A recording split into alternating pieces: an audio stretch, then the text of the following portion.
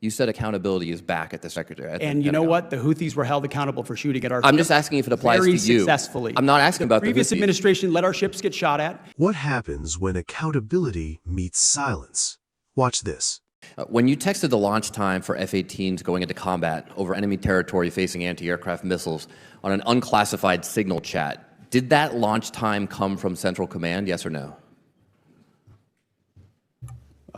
I know what you're referring to, and there were no It's a very simple targets or question. Did it come from? locations It's a or- very simple question. Did it come from Central Command? Well, in this committee, no way in which I communicate or what I communicate on a successful strike is something that I would share.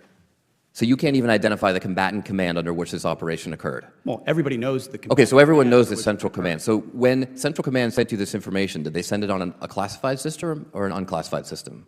Well, as you know, having served yourself, any way that the Secretary of Defense communicates or provides information in and of itself is classified and not to be discussed. So what was the classification marking of the launch time when it was sent to you? Because DoD regulations require information on classified systems to be marked.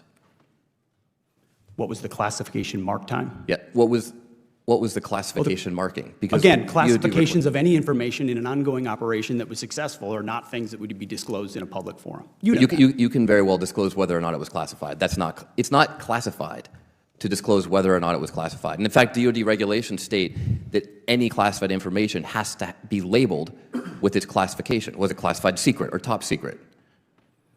What's not classified is that it was an incredibly successful mission against the Houthis. Okay, so it was classified. So are you trying to say that the information was unclassified?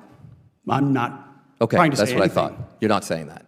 So you took classified information from Central Command that had a classification marking on it, because that's what's required by DoD regulations, and you put it on an unclassified system. So we're going to get a report in a few days from the DoD Inspector General. And if the DoD Inspector General finds what is pretty obvious, both to you smiling there in the witness seat and to all of us up here, that the information was, in fact, classified, do you plan to take any accountability for that? As I pointed out at the time, You said that accountability is back. Does that not apply to you? as I said at the time, Congressman, there were no names, targets, locations, units, routes, sources, methods, no classified information.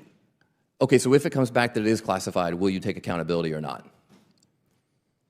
As We've I already said, established, you've already admitted that it was classified because everything you get from CENTCOM is classified. You just explained that to me. That's how you justified not answering the question. not what I said. I didn't confirm any classification or Okay, so if it is what confirmed, I know is that will you take everything accountability? I share, everything I talk about, Mr. as Secretary, of does Defense accountability apply to you or not? is classified whether I talk or not. Does it apply to you or not? Does what apply to me? or not? Accountability. You said accountability is back at the Secretary. And you know what? The Houthis were held accountable for shooting at our I'm ships just asking if it applies very to you. successfully. I'm not asking about the previous Houthis. administration let our ships get shot at, and nothing was done about it. And thankfully, because of the skill and courage of our troops on I'm the just battlefield, asking about we I reclaim actually my put them time. in a place I where reclaim they my time. called for a ceasefire. I claim my time. I'm just asking if accountability applies to you. It's a very simple question.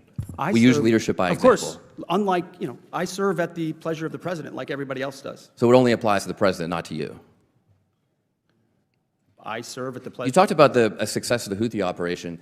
About how much money did it cost? How much money did you spend on missiles shooting at the Houthis? Well, you'd have to compare that with what it cost. I'm just asking how much did it cost? divert our shipping lanes around. I'm told the it's sea. several $100 million, maybe close to $1 billion. How many U.S.-flagged commercial ships have transited the Red Sea since your so-called successful operation? Well, thankfully, unlike the previous administration, The answer we is had zero. Military vessels transit. No, I didn't ask just about this military week. vessels. I Well, which asked would about be the commercial precursor vessels. for How many civilian and commercial vessels? transit, It's been several weeks. thankfully. How many commercial vessels, U.S.-flagged, have Well, transited the would Red you, Mr. Congressman, put civilian ships The through questions dam are not to or me, military Mr. Secretary, ships? they're to you. We have responsibly put military The answer ships is zero. through first. I reclaim my time. How many generals and admirals have you fired? I don't know the exact number, but You don't know the number. It's 8. Can you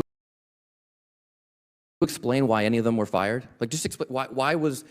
they all serve at the pleasure of the president. I think No, I'm just asking you why. General Kane is a great example. I'm just of asking a you leader why. that we And need you at probably this learned time. at Princeton what why means. Why did you fire him? They serve at the pleasure of the president, and we Why want better did you representation fire in him? each and every of those. You can't each and explain every why one you of those fired any of places. them? Gentlemen's time's expired. Chair. At the center of it, Congressman Seth Moulton pressed Secretary Pete Hegseth on a deeply serious issue: Whether sensitive operational details, specifically the timing of military airstrikes involving F-18s over hostile territory, were improperly shared over an unclassified messaging system. That question alone goes straight to the heart of military protocol, because in national defense, how information is transmitted is just as important as the information itself. What made Moulton's line of questioning so pointed was not political theater, it was procedure. He wasn't asking vague or emotional questions, he was methodically working through basic classifications. Where did the information come from? Was it marked classified? Was it handled through proper secure channels? These are not optional details. They are the backbone of how the U.S. military prevents leaks, protects pilots, and ensures missions succeed without putting lives at risk. But instead of clear answers, what unfolded was a repeated deflection. The Secretary leaned heavily on broad assurances that no sensitive details were shared, while simultaneously avoiding direct responses to whether the information itself carried classification markings from Central Command. That contradiction is exactly what raised concern in the hearing room, because in national security, you cannot claim both "it wasn't classified" and "everything I handle is inherently classified" without contradicting yourself. Clarification. Moulton's questioning then shifted into something even more fundamental: accountability.